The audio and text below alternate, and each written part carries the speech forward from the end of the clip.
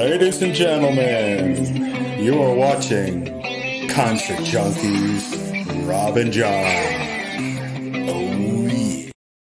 And we're live, guys. Would you like to introduce yourselves? What's up? I'm Dylan. I'm the drummer of Mortal After All. I'm Ian. I'm the bass player. And this is my cat, Collie, I guess. Hi.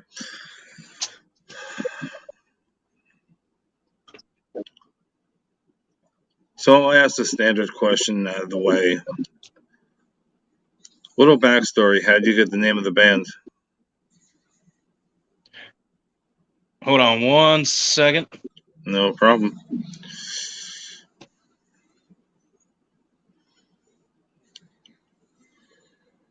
Let's see if this works to see if I can hear you guys better.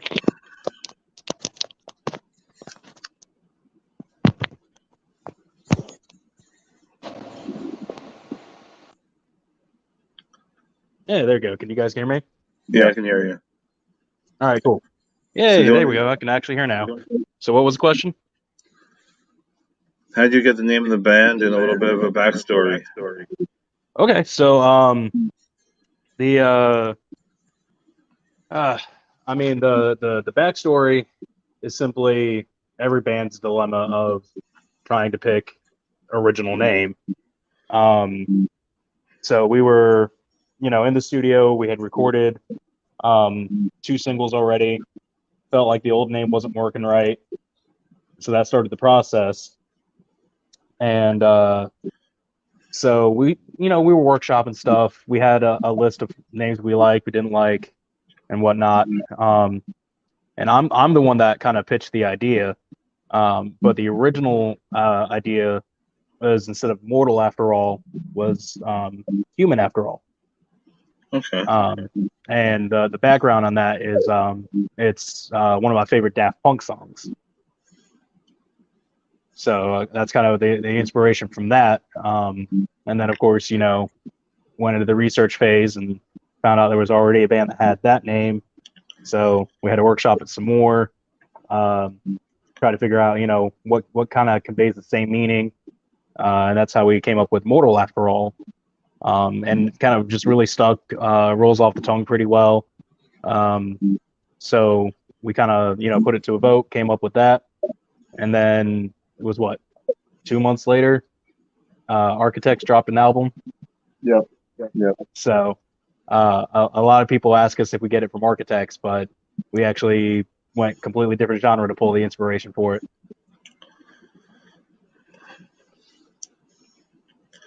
So I'm gonna start off. I'm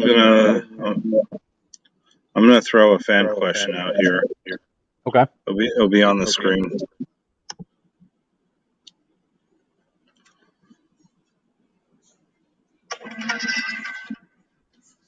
Okay, what's up, KP? Phew, That's really that's really difficult. Because we all are pulling in our own inspirations. Shattered was kind of molded after The Word Alive. Black Blood, we pulled a lot of inspiration from Korn. Korn specifically was the And then the new song that we've been playing, but we haven't released it yet. That one was who was that one by, Ian? That was Cane Hill. We really like Cane Hill. So we're kind of pulling from everywhere, and the new stuff we're working on, we don't even know what direction that's going in yet, not fully. Yep. So to put it to one band, man, I don't think we could. No, it would be very challenging. Like, I'm more of a new metal guy. Dylan's a early metalcore guy. Our vocalist really likes the moody, sexy stuff like Deftones and Thornhill and Loathe. He's really into that right now. It's just kind of a whole big mix.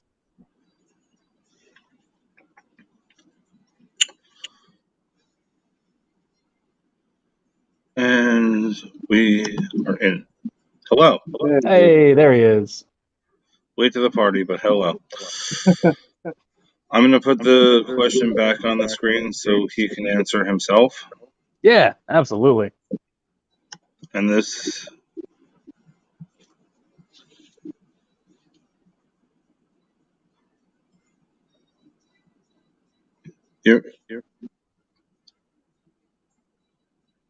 His mic's off. Yeah. Can you hear me now? Yeah. There you go. All right. So that's a tough one because we all pull from different influences, but there are those artists and those songs that we do cross over. You know, if you saw a Venn diagram of all of our influences, we all cross over in the new metal, in the old early 2000s metalcore like Killswitch Engage and Bullet for My Valentine. So yeah, it's hard to say one band, but I guess you couldn't even really niche us It would down. probably be easier if we said like one band for each person, Yeah. and then you can kind of just put that in the blender. Yeah. So for like Ian was saying about our vocalist James, he's really into Deftones and shoegaze right now. My biggest influence is Killswitch Engage. And then Okay, Hunter. when you say Killswitch Engage, Jesse days or Howard days? Howard's got my heart on it. I love Jesse. Don't get me wrong. I love Jesse, but Howard's he's got the voice. The choruses are just so much bigger.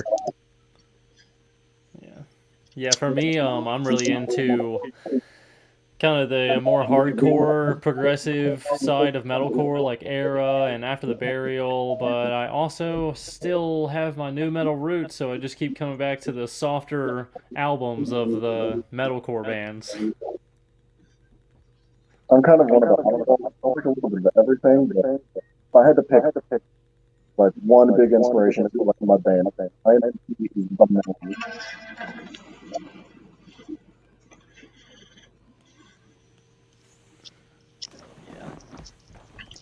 Then we also got to do. All right, since we're on that topic,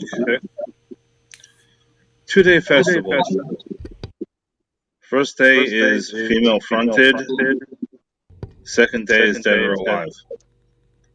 Who's your 5? Female fronted. I'm just gonna go ahead and throw 2 out there because I'm pretty sure we'd all name these 2. And that would be Spirit Box and Ginger. Yeah. Hands down. I would say Flyleaf, Evanescence. Throw them on there too. This can be kind of an oddball, and this can get in some weird areas, but OTEP always has some really killer songs too. Yeah.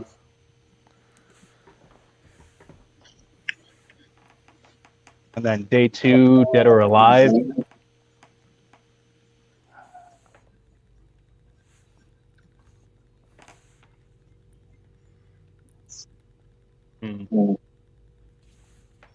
I know one Ian would pick. Typo Negative. Oh, absolutely. Oh man, without question. I would go for my 5 for the second day. I would go Crown the Empire, Wage War. I was gonna say a female fronted one. Oops. I mean, you could. Yeah. That's fine. Yeah, Spirit Box. I mean, they're on the top of their game right now. You know, and I will also want to shout out to my regional boys, Set for Tomorrow and Gravebound.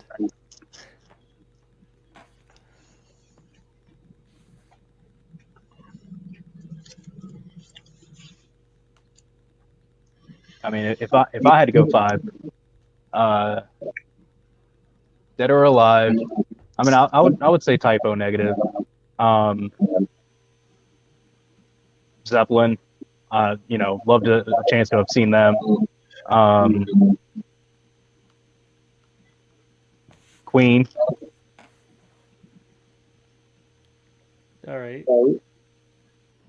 And then I'm gonna put Killswitch on that list because it's dead or alive. As much of an influence as they are, I have yet to catch them live. Oh, Yeah, You've never seen them yet? I have not.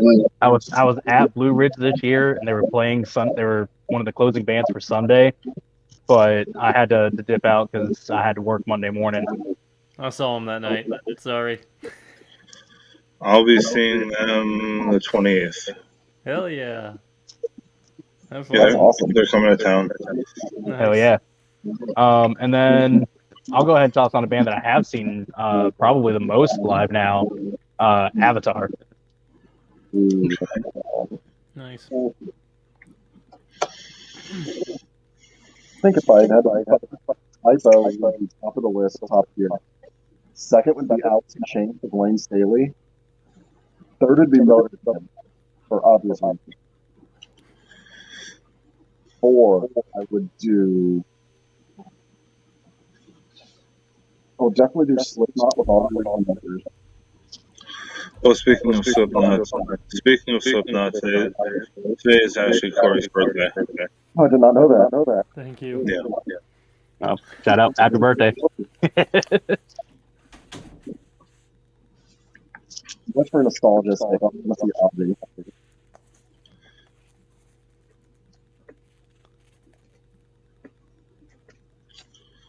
There's a bit of an echo. I'm trying to figure out where it's coming from.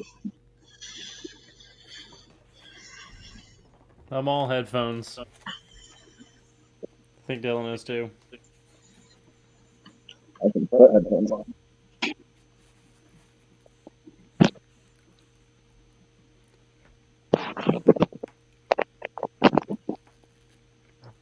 Can you guys hear me? Yeah, Oh, hey, there you are. Cool. Hopefully that helps too.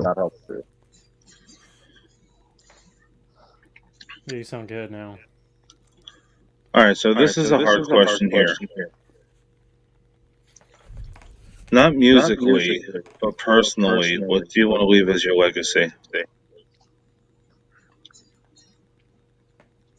Well, I'll go ahead and jump into that one because that one's actually pretty easy for me. What I hope for my legacy is simply to inspire, another kid to pick up drums, just like I was inspired. It doesn't. I don't have to be the most famous drummer in the world. I don't have to be the best drummer in the world. But if I can just rock out and get another kid into rock and metal, I've done my job. I just want to leave the world a better place than when what we adopted. If I can do that, I'll die happy. Personally, I want to leave a legacy for my kids to be able to carry on. I'm really big into entrepreneurialism.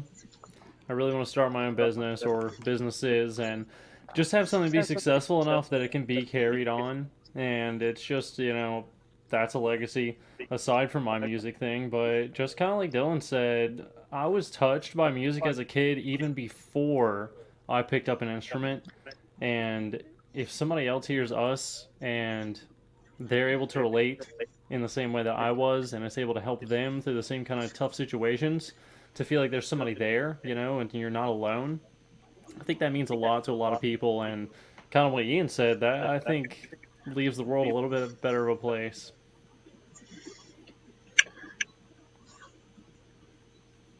This is a twofer question here.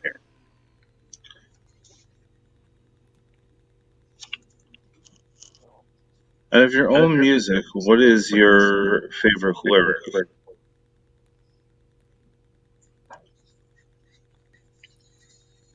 Favorite lyric. All right, I got mine.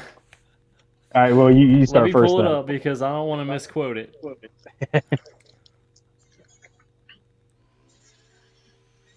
Mine's gonna be a cheat. Come on.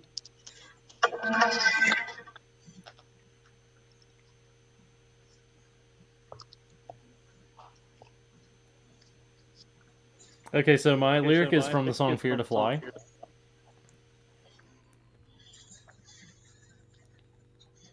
And it goes...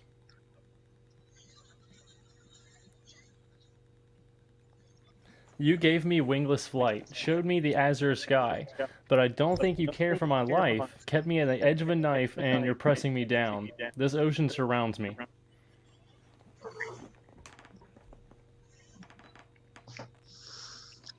That was going to be the one I was going to say too. I'm gonna cheat and say the entire song, "Burning Bridges." It's some straight up sad boy shit, It is. but it's super fucking good. It is. So to expand on Fear to Fly a little bit, since I'm kind of, I don't want to sound like I'm cheating and copping off of Hunter picking that too, but I actually was a bit more involved in the writing of those lyrics. That was lifted from a situation from my life from many years ago. So that one has a lot of personal, sentiment to me. Which is kind of a thing because I'm the drummer, I'm not the vocalist. I don't write lyrics really, and we had a lot of help shaping that song into what it became. Yeah. But definitely, like I remember being in the studio making a big push for that line about the azure sky, because we weren't sure how that was going to stick, how that was going to work, if we should change the color azure to something else, and love it. I just like, I think it's going to work out. I think we should stick with that, and so I would concur with Hunter. That's my favorite line. Well, the other part of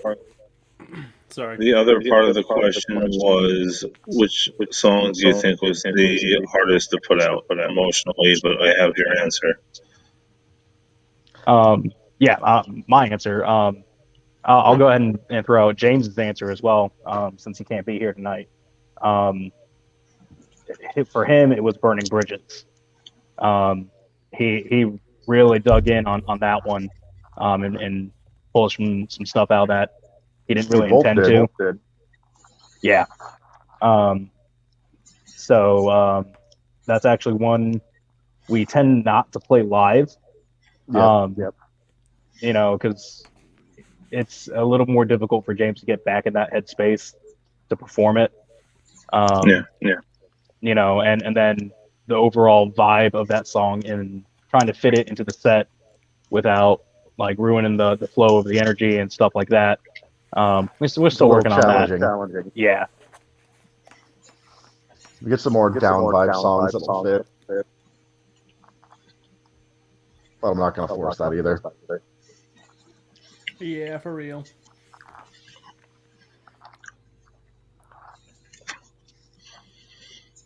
All right, this is a fun question. This is a fun question here. A little morbid, but it's a fun question. Last Supper scenario. Who's your 12 people? You have to have one female. What are you serving? People could be dead or alive, cartoons, doesn't matter.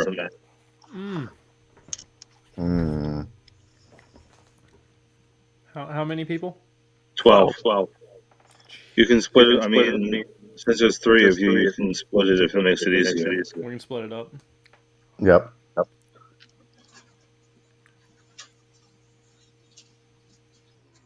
Well, I mean, do we have to count each other by default? If you don't want them there, it's fine. Whatever. I mean, if you need a kiddie table, I'll give you one. Well, we'll sit at the kiddie table, and we'll let the 12 have the main table.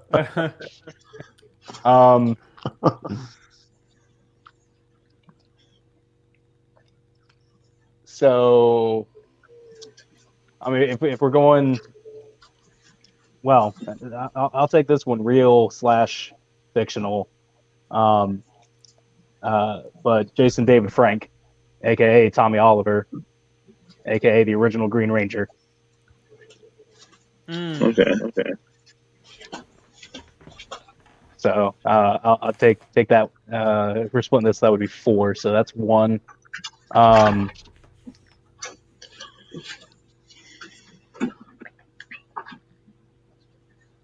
Howard Jones.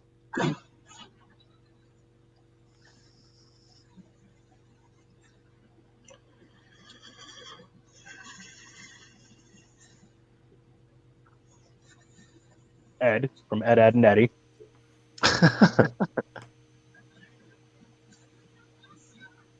And Kamina from the anime Gurren Lagann. That'd be my 4. Damn. All right, I think I'll do Tony Hawk. that does not surprise me. I would do Jesse Cash from Era. Pretty weird. Also not surprising. I would do who else? I just saw Dropout Kings. I would do Adam from Dropout Kings. And He's a good dude. I would do my girlfriend Sarah. I'm gonna throw out kind of We just have spaghetti. spaghetti. I'm gonna throw out kind of an oddball. YouTubers Danny and Aaron from Game Grumps. Hell yeah. Yeah, two. that's fair. Yeah. Hell yeah. Fucking love them. Peter Steele, if he was still alive, absolutely.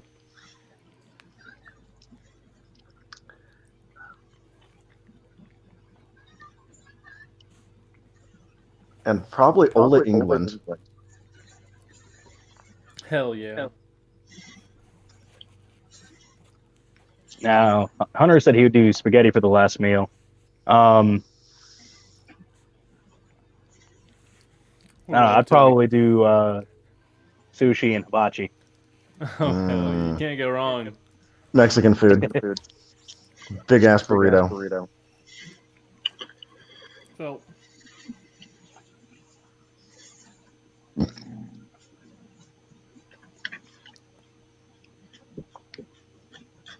AKA, when we eventually make it to going on tour, we aren't going to have any clean air to breathe. You're welcome. It's a gift. basically.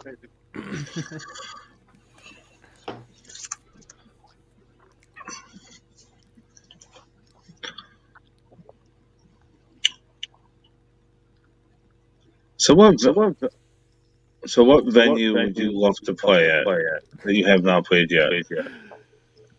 Ooh, there's a lot. Red Rocks. Red Rocks. Blue Ridge.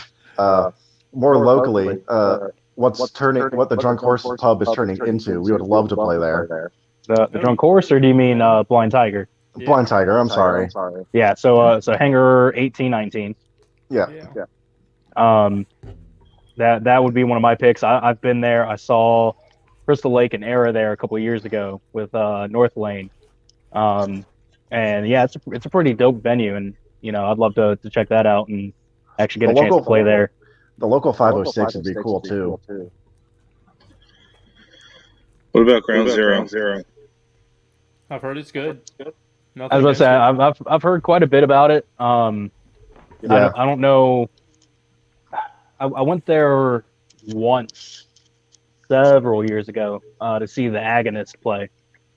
How was it? Yeah. Shout out to Jeremy Kling on that. So, I mean, we'd probably play it. But I don't know enough about it to put it on the dream list.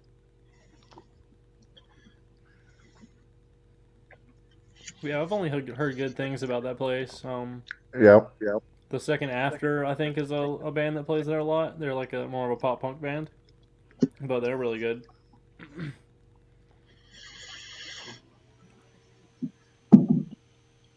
On the local side, if you could pick your own bill, who do you want on it? Ooh, we've had this discussion. It's so hard. Yeah, it is really. What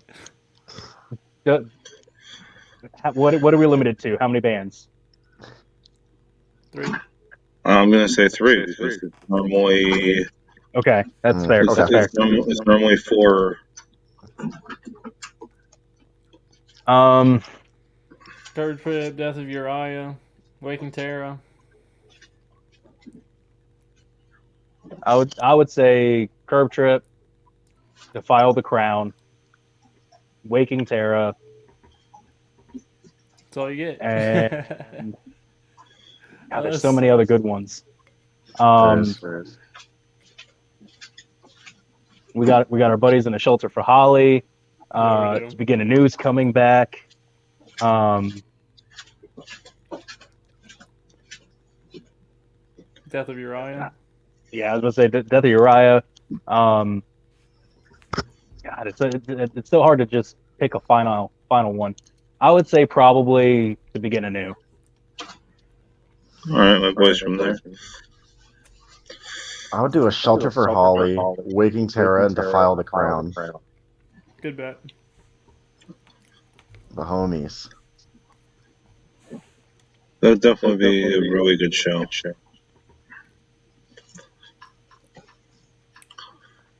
All right, I do this at this point anyway. I'm gonna let you guys flip it on me. You can ask me questions. Who's been your favorite band to interview so far? Probably Stillwell. Very memorable.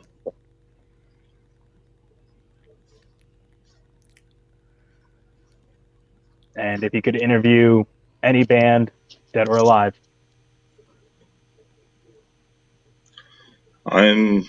Everybody knows my answer if they ever watched. I'm a huge Korn fan, so I want Jonathan Davis. Hell yeah, that's awesome. That would be sick. That is actually my dream interview. After that, I'm not going to, but I could be done. Yeah, heard that. That's awesome. I feel that.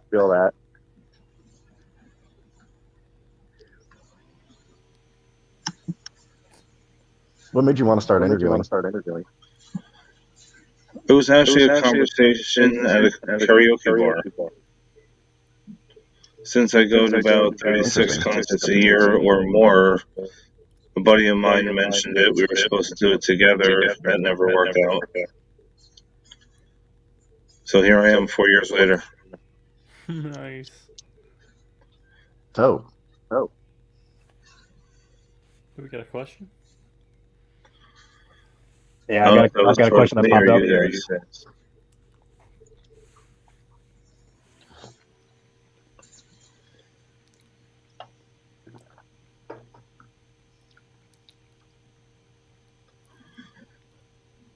I'll let you guys answer this one. There's another one right behind it. Okay. Favorite show I've attended. Well, I'm gonna separate Blue Ridge. Like I count festivals as their own thing. Yeah, I don't count them as a show. Same. So favorite show that I've attended, probably would be Bullet for My Valentine. I saw them at, what was it, the Ritz, I think, in Raleigh, many years back now, I think. They were on tour with Black Veil Brides, but that was one of the first shows I had went to, because I didn't go to a lot of shows in high school or anything like that. And so seeing them live was a big deal. I got some, merch from the table, got a signed drum head, which I believe has all 4 of the original members' signature on it. It does. It has Moose's. Okay. Well, I think Jay was the first one that left. Well, he was kicked out, but well, semantics. Left of his own volition or not, he left the band. So, because then at Carolina Rebellion, I picked up a vinyl record, did the meet and greet, and I got 3 out of 4 signatures. And it was only after that encounter that I realized or had learned that Moose had also left the band. So yeah, I would definitely say that Bullet Show. Mine's going to be kind of a cheat too, because this technically was a festival that died.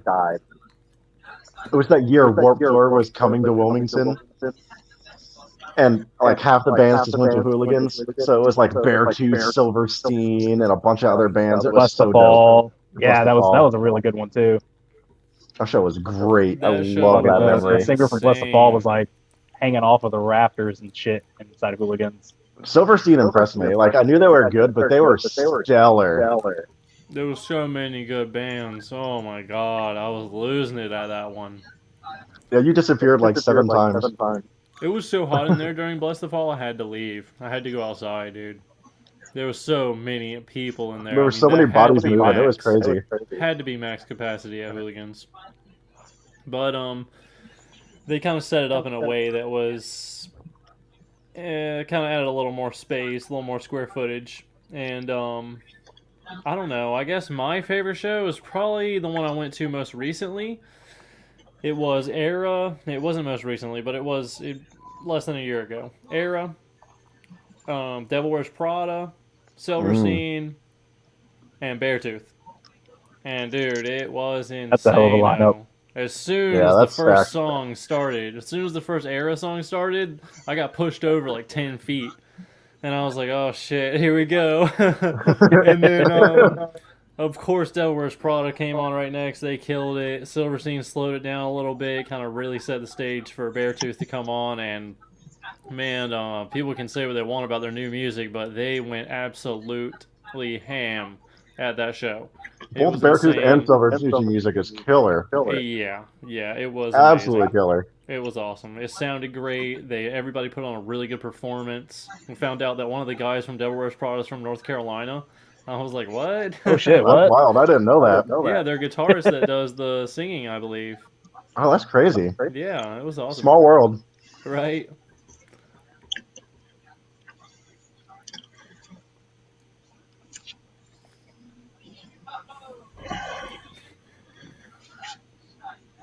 So, what was the crazy favorite thing that you've seen at a show?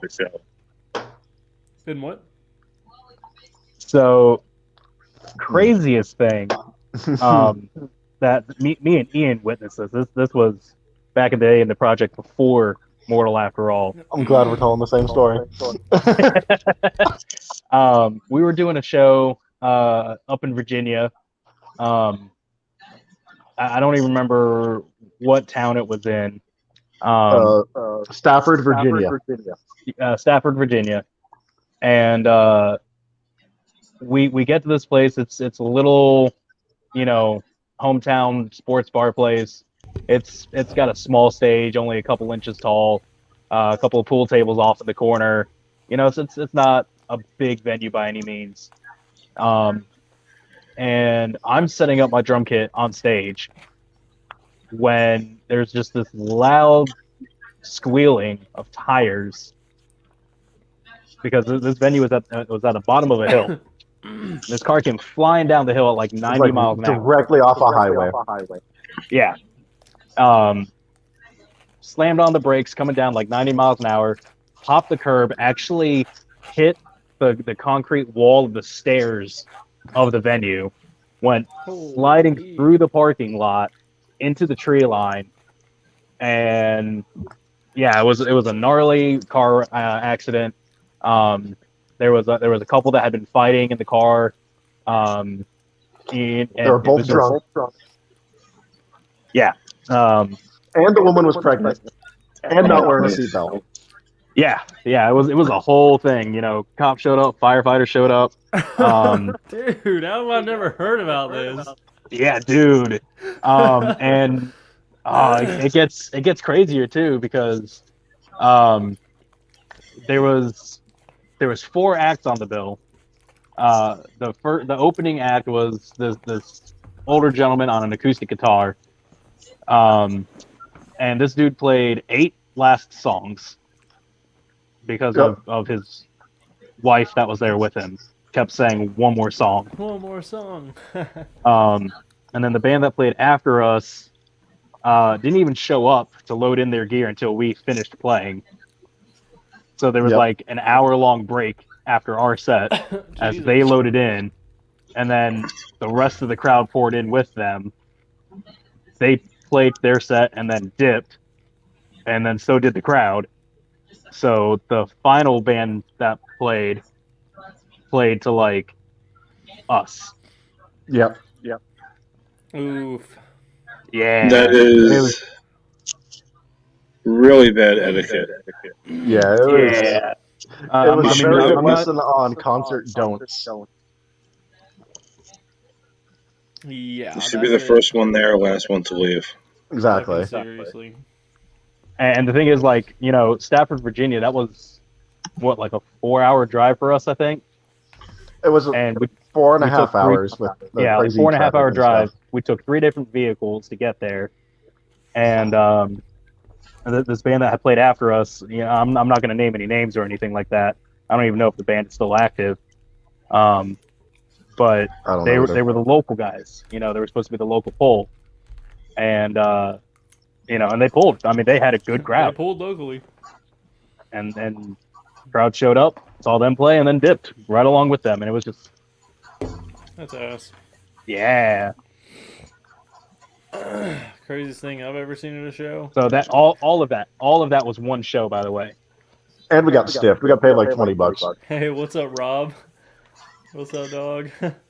I think I saw Rob at a concert and I waved at him. I think he didn't know who I was. And he was just like, I don't know you, bro. He's actually going to Ginger right now. Oh, nice. Oh, hey, then he's probably gonna Nice. see our new guitarist out there. Yep. Oh, Joey. He's out there right Yeah, now. Joey's out there. Look for a really short guy with dreads in the center of his head. Yeah, Yep. he's there.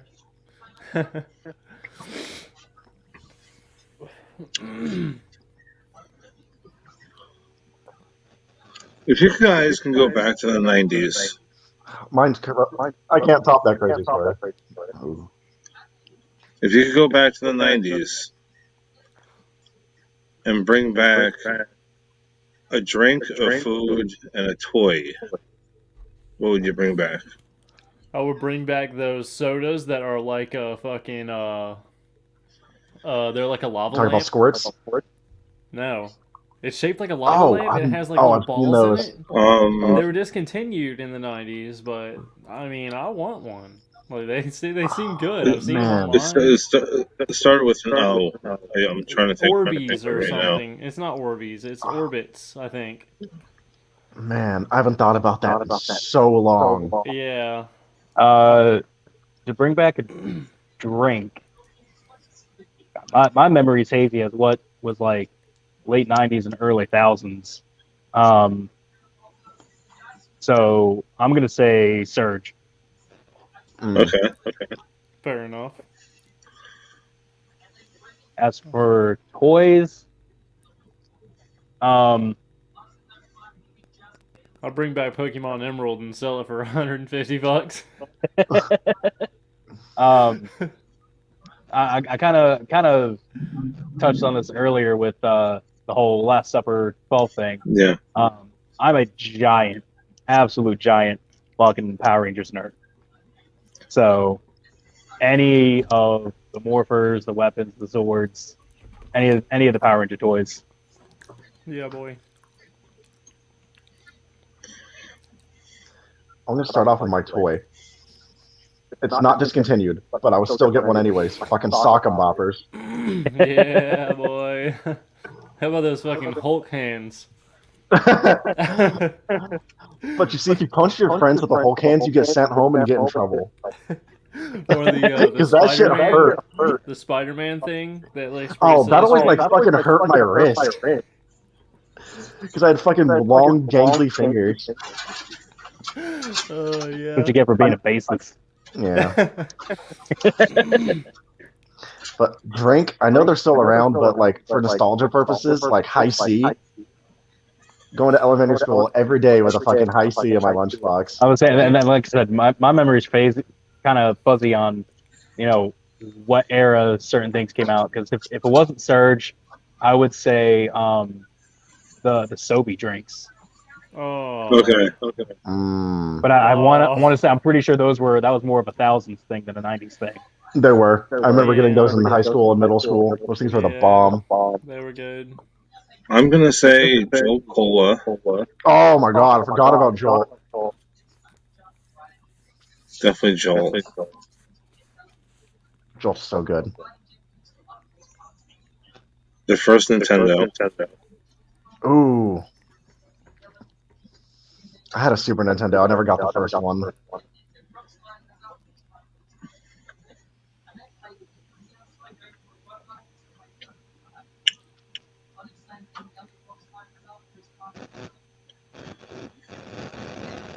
The food one is tough.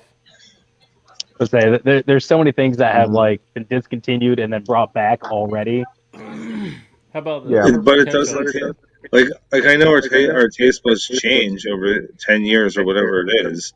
Yeah, But, that too. Dunkaroos don't taste the same to me at all. Oh no, they don't. Oh, food. Fucking grape bubble tape specifically. I remember getting the whole fucking roll out and sticking it in my mouth and having like a fist-sized ball of gum. Dude, I had those whenever I went to the gas station we would get those like it's like a paintbrush that you dip into like this Yeah. flavored sugar. Yes. I was just, If you go On to, I just saw them at Five Below. Really? Really? I might have to stop by Five Below just for nostalgia. I'm saying, Like, I'm not, on the same lines of what you were saying, taste buds change and things don't taste the same now as they did to us as a kid. yeah. So this is something that's still around. It's not discontinued. But if I could bring back the flavor I tasted as a kid Yeah. with the fruit stripes zebra bubblegum, okay. Yeah, boy. Oh, that's a good because that shit one. lasts like 30 seconds as an adult, but I distinctly remember that lasting way longer growing up. Yeah. And the fake tattoos they came with it. Yep. Yeah. I always stuck that shit on my forehead. Not surprised at all. Yeah, same. Yeah. If you could I've got a pick lot more to one of your work with now. If you could pick one of your songs to be in a movie, what type of movie would it be? Shattered. I would go Shattered. But go what action type of movie? Is that the question? Yeah. Ooh. Sci-fi thriller. No, maybe not a thriller. A sci-fi movie. I would be Shattered. I don't know. I kind of enjoy like the little cameos and stuff that songs have, popped up in. So I would be content with it being in just some fucking obscure, B-rated movie like Slipknot's cameo in Rollerball. Yeah, that's really cool. Other than that, again, coming up in with, early metalcore and stuff like that. A lot of soundtracks with, I don't even necessarily call them like horror movies, but like horror adjacent movies. Underworld, what was it? Queen of the Damned, I think, had a killer soundtrack or something like that. Freddy vs. Jason had Kill Switch on it. So, I mean, I feel like that's something that's kind of missing these days. Yeah. Queen of the Damned soundtrack, though, was money.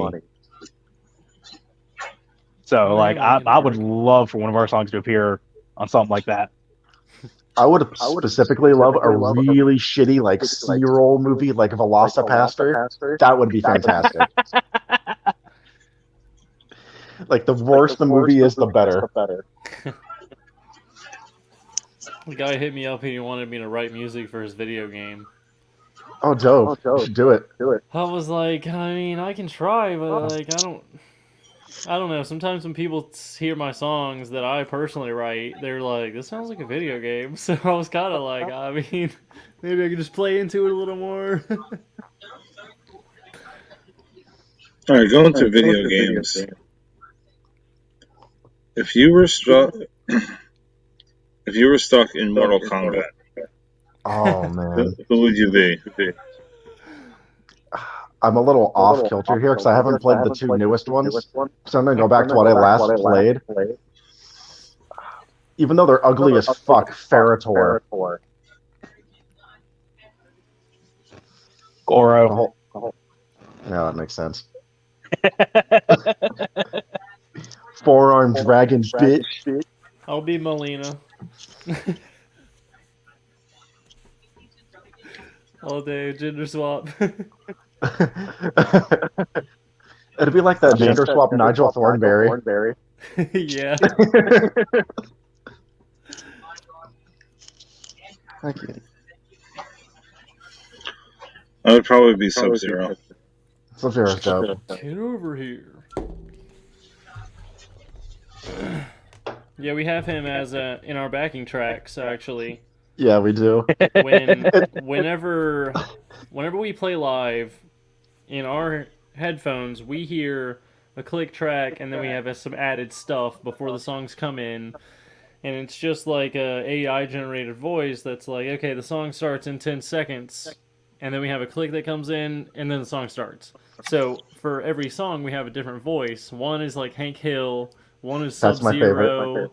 One is Dr. Fry Phil. from Futurama. One is Dr. Phil's Phil. is hysterical. And Audience is a bunch of hoes. Just 10 seconds before the track comes in, it's like, whichever song is Shattered starts in 10 seconds. But it's in the voice, so it's like, yeah, we had to add a Mortal Kombat character. He specifically went like old school, like Mortal Kombat 3, 8-bit Sub-Zero voice kind of thing. It was super cool. Yeah.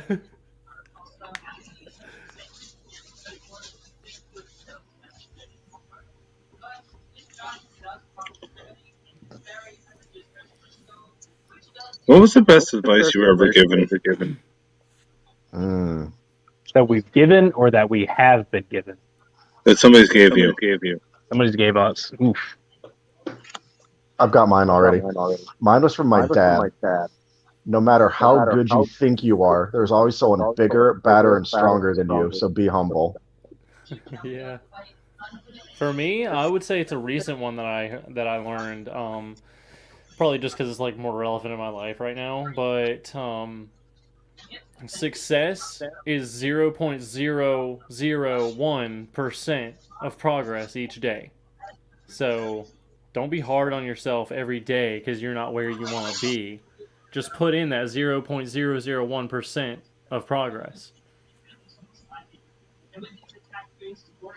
I like that one. I would say I can't think of any of the big deep ones that I've gotten over the years, because so many of them have just been like ingrained and evolved into my own thing. Subconscious.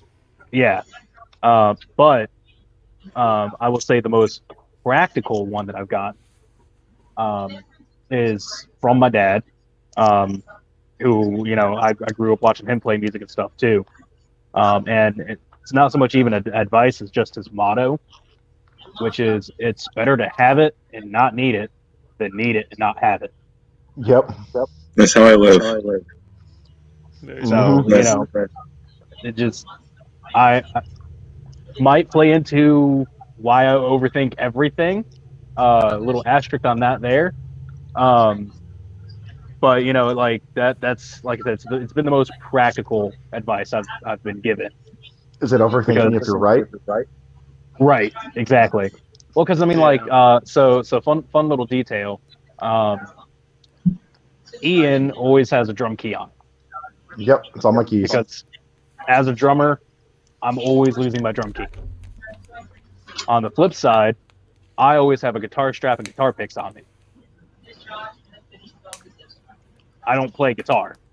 I can't save my life, but I have it just in case there's ever a situation where we show up to a show and somebody's like, "Oh, I forgot my strap," or "Oh shit, I lost my pick." I'm like, "Boom, here, go." I always have backup cables in a backpack, for instruments that, again, I'm not even playing. And shit's come in saved my handy. life. Yeah. Saved my has. life a couple of times. So, it's not super deep or super or anything like that, but every day, practical use. Yeah, it's important. Better to have it and not need it. So technically, you have your own Dora backpack. Yeah, he does. Yeah.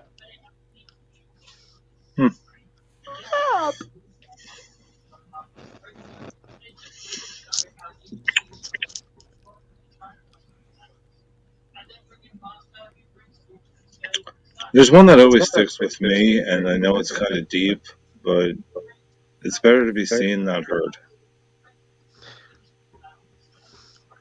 Yeah, that's true. Truth. Yeah.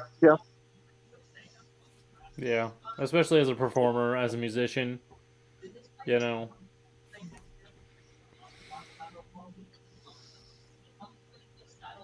I mean, being heard in that context, really opens you up to, open mouth, insert foot and whatnot. Yeah. Yeah. Mhm. Kind of goes along with, like actions speak louder than words. And your general stuff like that. Like, it's all good.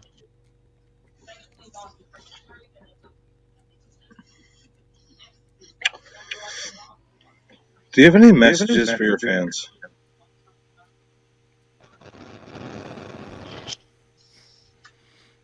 I would say a big one for fans, for friends, for anyone is that you're here, we're here.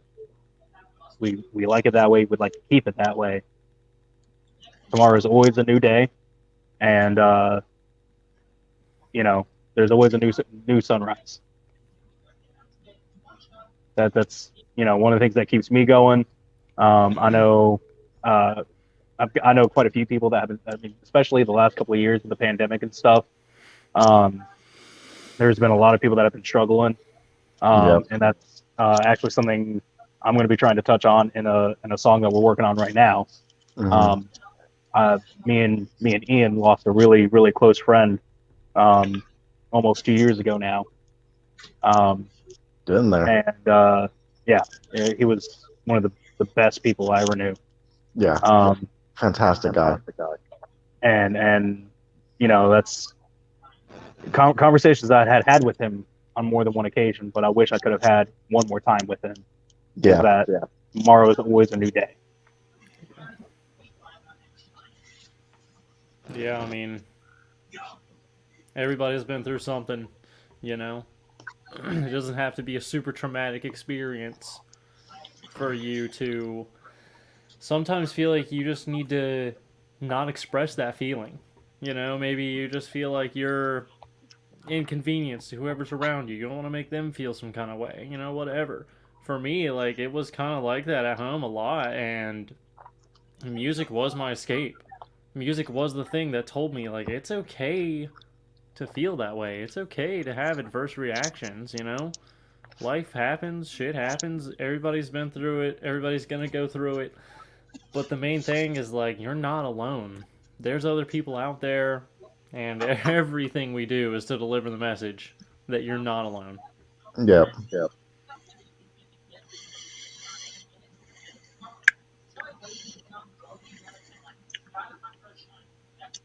The last question of the night. What do you have in store for next year? So, right off the Hopefully a bat, lot. yeah, as I say, right off the bat, we've got 2 shows coming up in January, 2 Fridays back to back. The first time we've tried doing that, and one's going to be out in Wilmington, the other's going to be out in Jacksonville, and then we got another show coming up in March now, out in Durham. So we're really trying to pick up the pace on how often we're playing shows, but also we're doubling down on ourselves. And our goal for next year is to go ahead and record and release our first full-length album. Yes, How many sir. tracks do you think? We're shooting for anywhere between 10 and 15. We've Well, got a couple of 12 would be the money spot, preferably. yeah, just as so. If it lands 14, if it lands 11, Yeah, As long as it's in kind of that anywhere range, in that we're ballpark. groovy. We've got I've mentioned it a couple times already tonight. We have a new guitarist, Joey, and he's got a lot of material that he is starting to present to us. But in addition, the member that he replaced was our other guitarist, whose name is also Hunter. And Hunter kind of just stepped to a behind the scenes kind of role. So he's still actively helping us write and stuff. So we've got some instrumental tracks that we want to work with that are ready to go. We just got to polish them up. I would say Hunter, the Hunter here, Hunter L, he's got some ideas that we're sitting on, plus what Joey's going to offer. So I'm pretty confident we can hit over 10. So we'll have to write more you know, than that, that's ballpark for range sure. 10 to 15. We're gonna write plenty of songs, but the ones that we narrow down are gonna be the ones that we feel are absolutely solid. Because I would normally speak for myself, but I know that I can speak for all the guys in the band. We're sticklers for quality. We don't mess around. You know, it's gonna be good songwriting. It's gonna be good mixes. It's gonna sound like it's professional. You know, we're trying to break the mold of the local band. You know, we can do more. We don't have to be crazy rich, you know. We can double down and have the kind of quality that it takes to be a touring band, or it takes to be a national band, you know.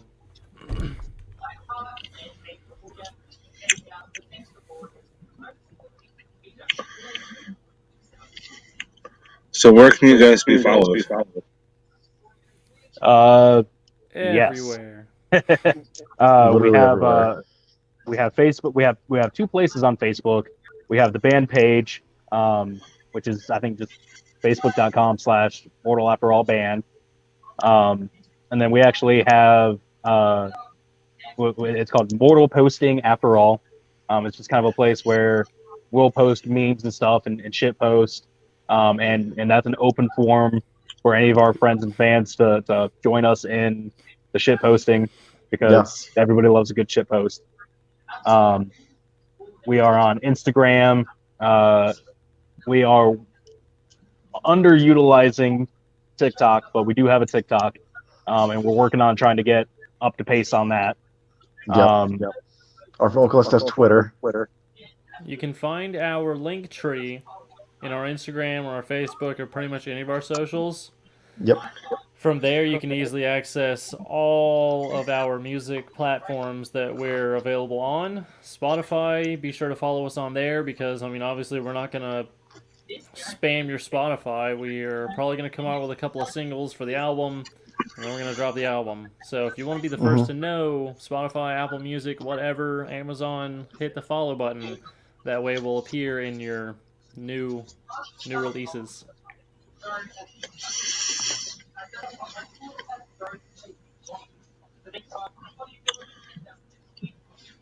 And you have a YouTube channel, correct? Yes, we do have a YouTube channel. And do you have links to your merch? Yep, our merch website is directly on the link tree. Yep, that's in a bio. Or all of our socials. Or simply at www.mortalafterallband.com. Yep.